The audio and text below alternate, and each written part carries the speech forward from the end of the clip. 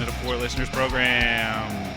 Thanks for joining us, everybody. Appreciate you giving us a download and giving us a listen this week.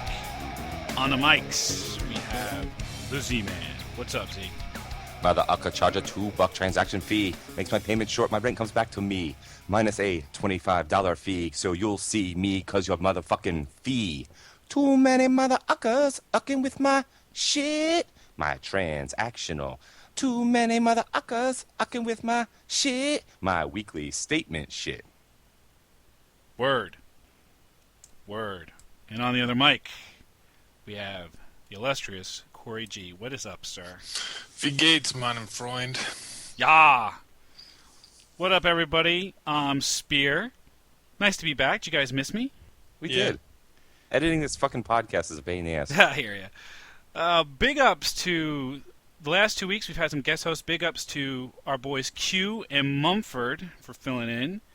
Much love and much appreciation for you guys. If you haven't heard their shows, definitely check them out. It was the Valentine's Day show and the show that we did on bathroom etiquette. Lots of interesting little anecdotes in there. Don't forget to check out the Jib Jab videos posted up on the facebook.com/4listeners page, and you can check out what Q and Mumford look like. Jib Jab! Dancing with Corey, myself, and Spear. Copy that. This week, something must be done about bullshit fees.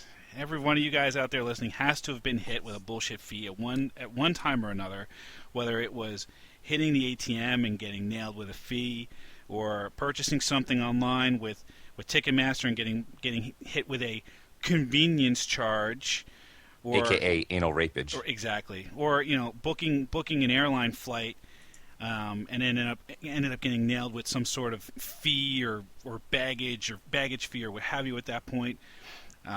Certainly lots of things to cover. Having traveled abroad recently, if you go to hit an ATM, it's you get hit with the fee for using the ATM, the fee for the conversion rate, the fee for, we know you're an American and we're basically going to soak you now. I mean, it's ridiculous, and it gets no better once you get back to the States. If you try to hit an ATM somewhere along the line, you are guaranteed to pay, on average, $2.33, according to some studies. And it's gone up. It's gone up more than a dime since last year. It's ridiculous. And you have to be careful. If you don't go to the bank where you have your money, if you don't go to one of their ATMs, you can be sure that you are going to get raked over the coals for the privilege of getting your money out of an automated teller machine. It's ridiculous, and something must be done about it. All right, so it makes sense to get charged for ATM. I mean, it is a system. They have to pay somebody to go stock these things. They got to pay someone to develop these things. These things are expensive. It's just I can't stand the fact that both sides of that transaction are charging you.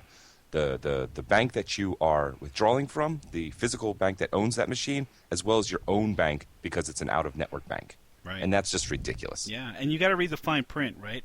When you sign up for an account, you have to read the fine print from when you're signing up for these accounts. Because even if you go to an ATM like at a Wawa here in Pennsylvania, if you go to a Wawa and they tout the fee-free ATMs, unless I believe the bank that they partner with is PNC Bank for their ATMs, and unless you are a card holder or an account holder of PNC Bank, you're going to get charged like $1.50 on the other end of it, regardless of the fact that Wawa or PNC isn't charging you the fee. Well, that's only if you have a shitty bank, but generally, yeah, most banks are shitty. I don't necessarily have a shitty bank. I have a pretty nationally recognized bank. It's not like Joe's Bank, right? I mean, no, that's what makes it shitty, is that it's national. They rip this shit off. Well, right. They rip you off like crazy. Right. That's what I'm trying to say. Yeah. So I mean, it's insane, and it needs to be stopped. They already have my money, right? I'm already not earning any kind of interest on it whatsoever, right? I think in my savings account, I'm getting a whopping 0.05% interest. Get an ING account. I have one of those too, right? But at the bank that I'm referring to, and it will remain nameless for fear of fucking Wachovia. Then, okay, Wachovia, soon to be Wells Fargo, just basically rapes me every time I hit the ATM, and my wife is like fanatical about it. And I mean, she looks at the statement. If she sees that $1.50 hit, it's like I'm automatically in the doghouse. So if no other reason, I'm pissed at Wachovia because every time I hit the ATM, it pisses my wife off and it gets me into trouble.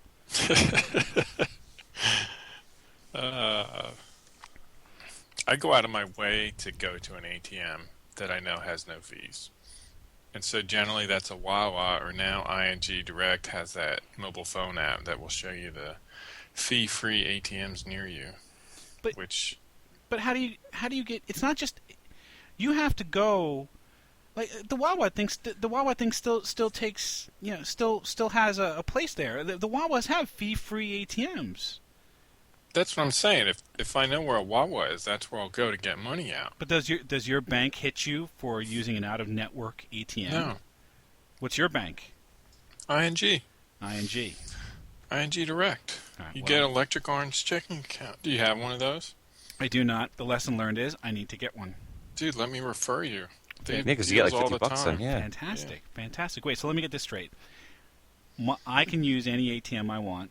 I don't get charged a fee. My wife doesn't get mad at me, and you get $50. Yeah. Win, win, win. But it's not just ATM fees that you get nailed at. I mean, you get bullshit fees at almost every turn. Airline fees are another grotesque example of this, and it's gotten to the point with airlines that they'll charge you for every little thing because after 9/11, airlines were losing money because people stopped flying. And all right, okay, the paranoia aside, it seems to have subsided and people are flying again. But because people stopped flying, the airlines had to find ways to make money in other places. So they cut corners on a lot of things that you were just getting. Like if you were on a long flight, you used to just get an in-flight meal. It used to just be part of your in-flight experience. And now you have to end up, especially on U.S. Air, you end up paying $5 or $7 or whatever it is just to have a snack on a long flight. It's bullshit. It's bullshit. I don't understand why you need a snack anyway. I don't understand why we ever had a snack on a flight. Dude, let me Bring tell you your own something. fucking food. I was on a 9-hour flight back from Germany, and I flew Lufthansa, and they fed us not once but twice. And it was a hot meal. It wasn't even like your amusing airline chicken sandwich where it's like ice cold and dry and terrible. These were two reasonably sized meals, and they were both pretty damn good. But and you didn't have to pay anything for that. And the other thing that Lufthansa gave you was headphones for free. Really? If you want to listen to any of the on US Air, if you want to listen to any of the programming that they have going on, you have to pay $5 for the headset. A shitty headset. A shitty headset, and your headset won't work because of if you have a. It works. You can only get mono though. Well, you right. can't get stereo. Yeah, if you want to listen to it in both ears, then you have to pay the $5 for the shitty ass headset. Or spend more than that for a stupid adapter that you'll lose after the first time you use it. Exactly. I mean, it's not just the meals and the headset. It's bags now too. If you wanted to check in more than one bag, you're going to get killed. Even just one bag. Yeah, I mean Continental will charge you $25 for the first bag, $35 for the second bag, and $100 for the third bag. What is it? I mean, what is it that the price goes up exponentially? do you necessarily is your third? Do they punish you for having too many clothes or something? You know what? It's greed, pure and simple. It's because they can, right? Yeah, Because they can, because it's cheaper than you have to ship it, and then you're trying to ship it. Right. Well, just because nobody's going to go through the hassle of trying to do that, but yeah. Yeah. It's. So, you know what I think the worst offense is, and this hits me personally, being freakishly tall, is the fact that now they charge for seats with good legroom more than regular seats that have shitty legroom. Really? Yes. That's ridiculous. If you want an exit row seat or a bulkhead row. bulkhead seat, extra money. They should pay you because you got to do work in case there's an emergency. If I got to pay extra and I'm sitting in an exit row, fuck that. I'm just throwing the door right in the middle of the hall, in the middle of the room. Fuck you all. You're all dying and burning because I had to pay extra. So for the privilege of helping your asses, And I'm jumping out, and I'm not even pulling out the slide for everybody else. I'm not fucking checking ripping to the see slide if off. it's It's gonna be safe. my boat. My boat. Yeah. I mean, it's so ridiculous. Yeah, I mean, I'll post this on the I'll post this on the Facebook. But we have on kayak.com. There's a chart of all the different fees that airlines charge at this point, and American Airlines, Continental, Delta. We're talking some big airlines here. We're not even talking like, these runt airlines. U.S. Airways, they all charge. United, Virgin America. I mean, these are big airlines, and they all charge you to check in bags.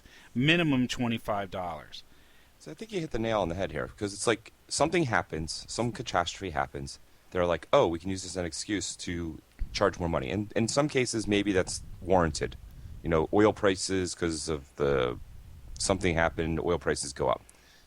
The baggage fees or the security fees go up because they have to have all this extra security. But once the crisis is gone and everything goes back to normal, nobody ever changes their fees back. Right. There's never any cheaper rates. It's always going to stay at that level because everyone's used to it. So why bother? Yeah. Same thing with gas prices, right? I mean, gas prices were shooting up because of the war that we had going on in Iraq or in the Middle East, and you watch gas prices soar up into the $2.50–3 range, and they're still there now. I mean, we conquered. It's over, right? It's been over for a while, but things are up still down in the $3 range, and you got to wonder exactly why. And the reason is because we've already established the price point. That's the rate rate we're expected to pay. Right, and people are paying it, so why drop it? Right, We're still making money hand over fist. Fuckers. Exactly. Somebody's mom needs to get fucked.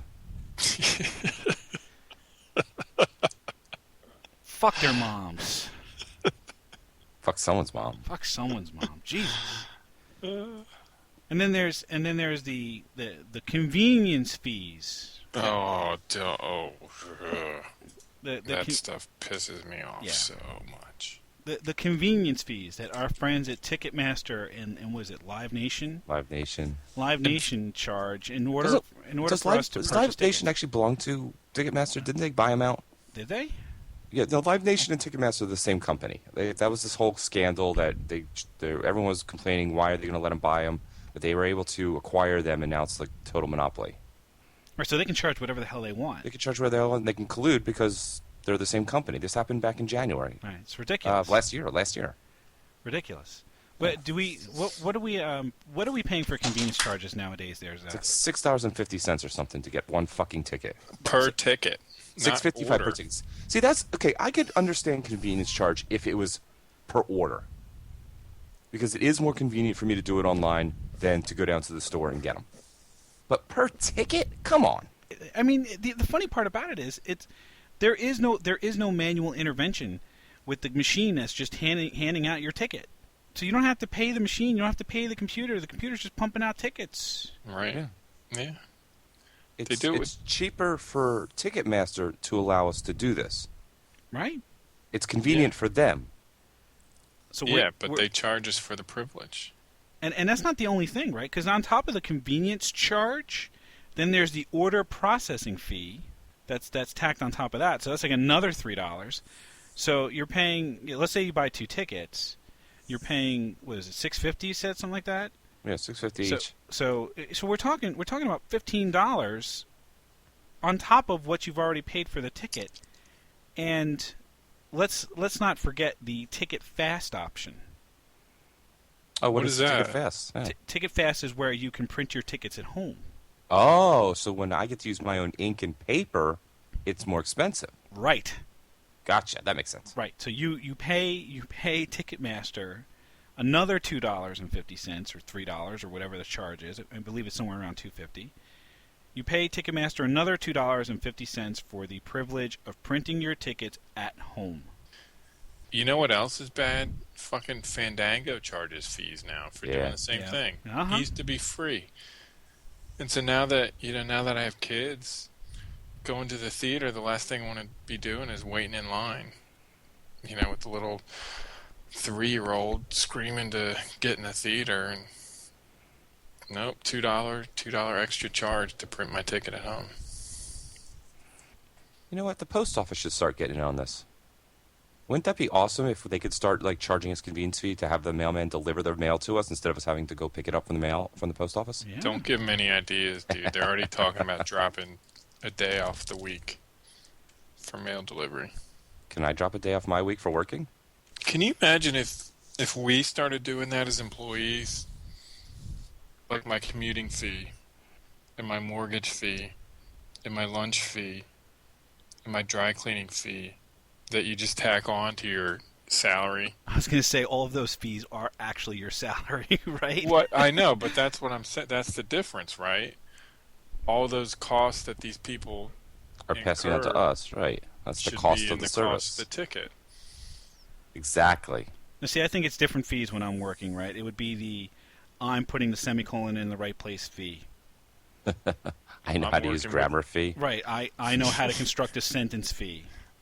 I'm working with morons fee. Yeah. Yes, that should be an I'm working with morons tax, right? Yeah. The I didn't kill anybody today fee. We should start charging a fee for our podcast. Yes, we should. So if you think that we should start charging a fee for our podcast and add it to the list of exorbitant fees that we pay for our everyday items, post it on our wall. Go ahead and post it on our wall at facebook.com/4listeners or 4listeners.com. Go ahead and give us a like if you don't mind. Please, we're trying to quit our jobs. Corey will remove the wings of a butterfly if you don't like us. A unicorn will die if you do not like us on the Facebook, or if you don't set your subscriptions on the iTunes. On the iTunes, search for 4 listeners and we'll pop up. A baby cries every time you don't listen to the 4 Listeners program. So please, check us out next week. And we thank you from the bottom of our hearts. See you next week, everybody. $5 penalty. So you fake me, cause of your motherfucking fade. Spread the word, I'm an ATM sip. We're all motherfuckers and we're fucking with this shit. Come on. Too many motherfuckers fucking with my shit.